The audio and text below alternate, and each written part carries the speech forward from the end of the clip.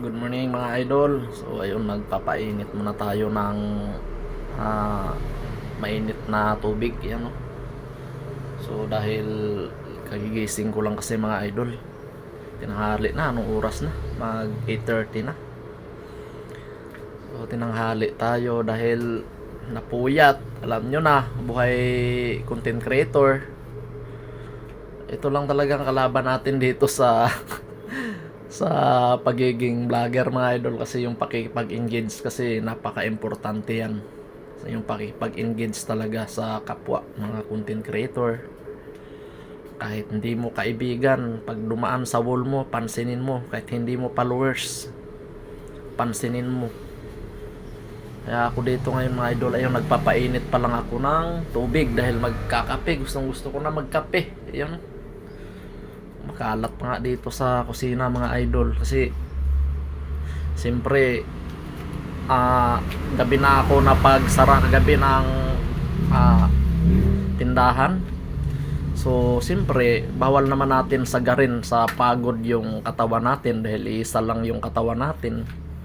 Kaya pag may mga gawain dito mga idol sa mga lababo, yan ganyan, ayan, di pa nahugasan ko yung plato,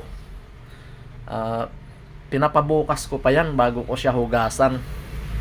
Oo, kasi gabi na, tsaka ano, kailangan natin bigyan ng pahinga rin yung katawan natin. Wag natin sagarin yung katawan natin sa pagod, sa trabaho lang. Kasi isa lang yung katawan natin. Isa lang yung buhay natin pag nagkasakit tayo. Kaya iniingatan din natin yung sarili natin mga idol.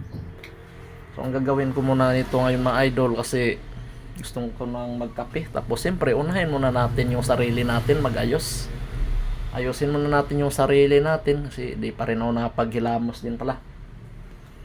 Hilamos muna tayo mga idol. Maglagay muna ako ng mainit sa ano.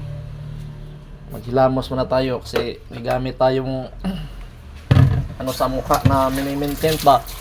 Mini-maintain. Mga panglagay sa mukha.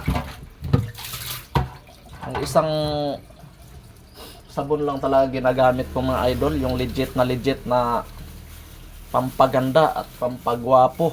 Ayan. Itong sabon na to, ayan oh. Koji soap. Ayan oh, tingnan nyo mukha ko mga idol. Ayan oh, ayan oh. Nagpipink-pink na mga idol oh, ayan oh. 3 days ko lang itong ginagamit oh. Legit na pampaganda at pampagwapo. Oh, mga idol, maglagay na ako ng tubig dito sa ano.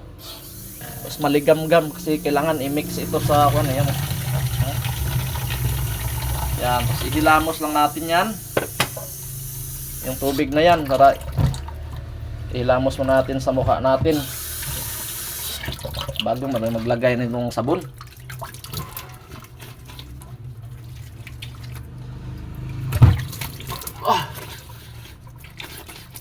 Tapos lagay natin yung sabon, pabulain natin sa mukha.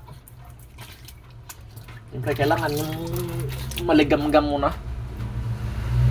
Sabon, lagay natin sa sabon, pabulain natin, tapos ilagay natin sa mukha mga idol. Ikaw, kung gusto mong gumapo at gumanda, subukan nyo to. Koji soap, yan, yun yung ginagamit talaga mga idol. Maganda sa mukha to, nagbipink-pink yung mukha mo. 3 days ko palang ginagamit to mga idol, pero halata mong effective talaga yung Koji soap na to. So yun lang mga idol. Thank you for watching.